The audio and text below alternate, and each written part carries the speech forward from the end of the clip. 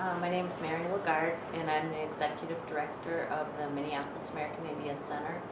I've been in the position for about just going on a year and a half now. And my affiliation, I'm an enrolled member of the White Earth Nation. When I decided to go to college, I went to a predominantly white Lutheran Norwegian college. I went to college at St. Olaf in Northfield, Minnesota. And really, that was the very first time that I could remember really experiencing blatant racism. I was one of just a handful of Native students on campus. And the very first day that I arrived, I didn't know what I was getting myself into. I didn't know, that you were supposed to visit the campus first, just all of these things. And I had a family member who dropped me off down there.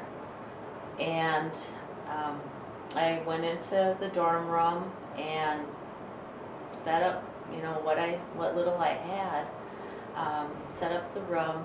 I didn't know who my roommate was going to be. And after I had everything set up on my side, then the family arrived. And her family came in. And I didn't have blonde hair and blue eyes. And so the very first thing that her mother said to me was, "You're not Norwegian." And I said, "No, I'm not." And she said, "If you're not Norwegian, then what are you?" And after I told her that I was Native, it seemed to kind of go downhill from there. And I ended up, I left the room, and they proceeded to just change everything around. Do what they wanted.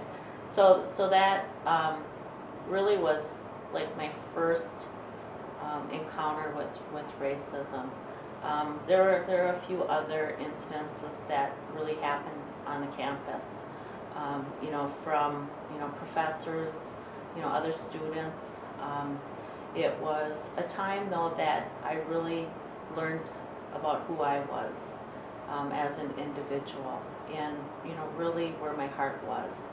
And I decided during that time when I was in college that I really wanted to give back to the community and work with Native people. And so I ended up majoring in sociology, in American racial and multicultural studies, and started out in early childhood at first, and working with Native American students. A lot of them, had developmental delays, and I worked in a therapeutic preschool program.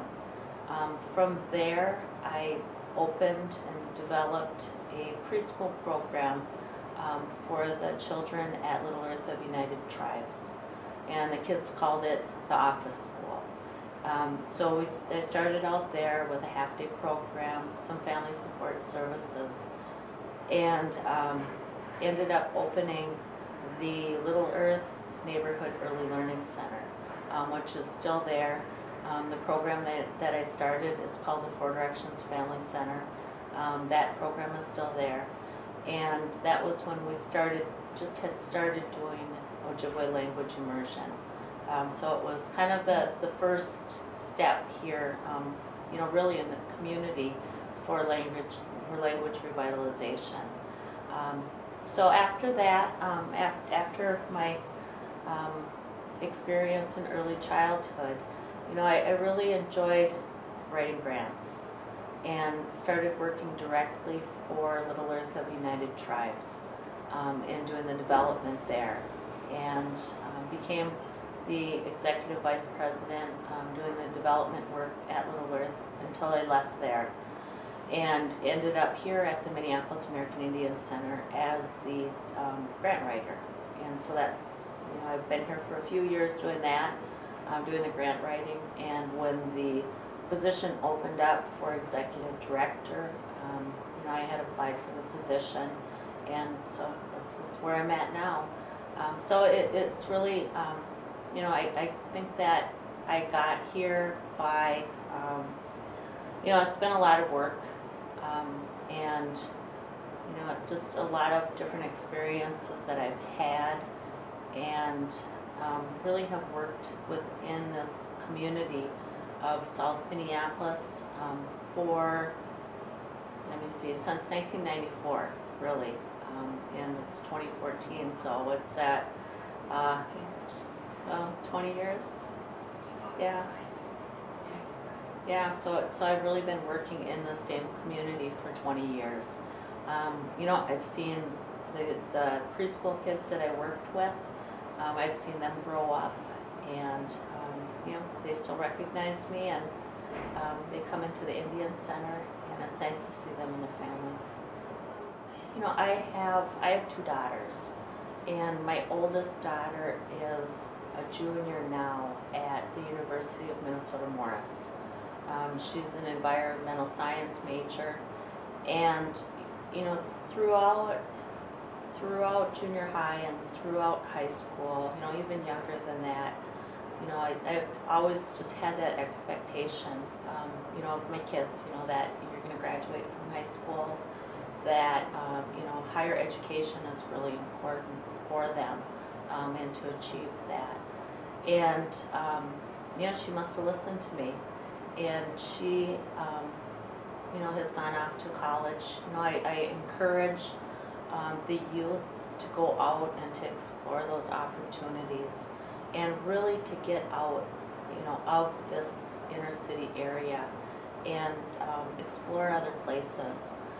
She has had the opportunity to do some extensive traveling, especially because she's been a science major and involved with the American Indian Science and Engineering Society. So she's been able, she's traveled to Anchorage, she's traveled to Albuquerque. She'll be leaving for Florida next week or in 2 weeks. And this past summer, she had a chance to go abroad and study in northern Italy. And it was when we were looking at colleges, I really encouraged her friends to come with us, and would pick them up to go to open houses, and drive all the way to Morris, Minnesota, to go and see the campus. And it was kind of difficult, in getting the city kids out of the city, and really trying to open up their minds to look at just other places. So I really encourage the youth to look beyond what they see every day, and really to just to explore different opportunities and to take those chances. I think that it's important for their self-growth. It's important for them in knowing who they are. I don't think if I hadn't gone away to college, that I would be here today, in this position, and really helping the community as I can now. So it's just taking that step, and if your family isn't familiar with what you have to do, to go to college, then seek out, maybe it's a counselor at school, or a teacher, or somebody else's parent that's able to help you with that, and just get you through the process, because it can be, it can be kind of challenging, especially if you're not familiar with it, and if it's something new to your family. That's what I would have to say. For me growing up, I don't recall a lot of stories, that were shared with us. It was, my family were, part of, on my mom's side, they were the families that were, it was the relocation era. And so they were brought from the reservation to the Twin Cities, in hopes of employment and housing and education.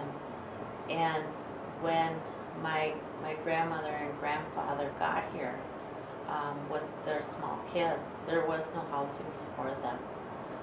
They ended up in a tent settlement that was now where Anoka is. And that's where there were a few families from White Earth that were housed there until there was housing to be found, until, they, were able to, had the shelter and the means to live.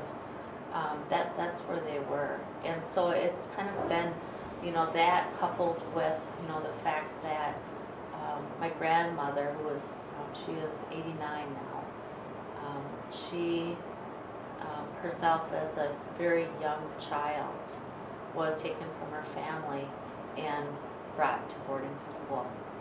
And her family didn't have the means to, be able to bring her back on holidays.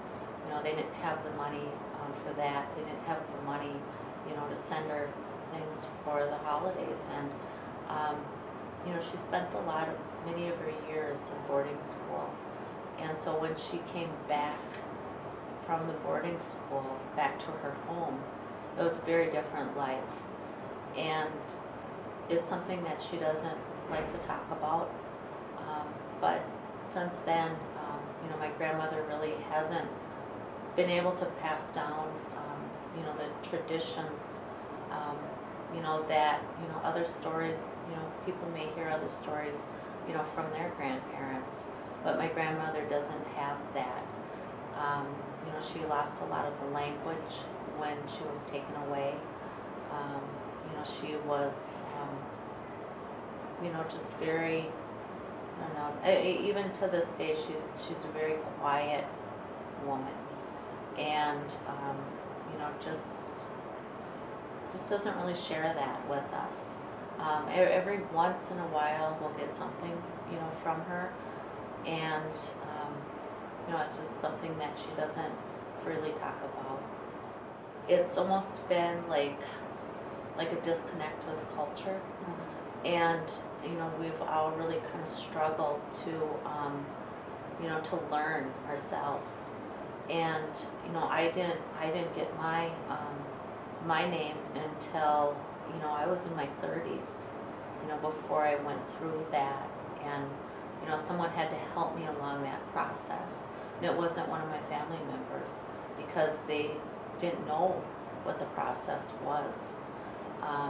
And so, into my 30s is when I finally did get my name, and then both of my girls also received their name at that time too.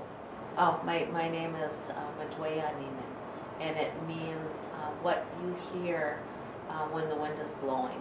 So like today or last night, you heard all the leaves blowing, so it's really what the wind brings in. I learned so much from the staff here.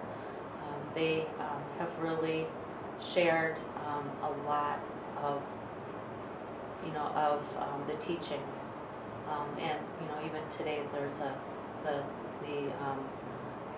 the historical trauma conference that's going on, and it's the staff, it's the families, that I've really been able to learn from, and then the elders that have come in and done some of the teachings here at the Minneapolis American Indian Center. That's really where I've started to to gain more knowledge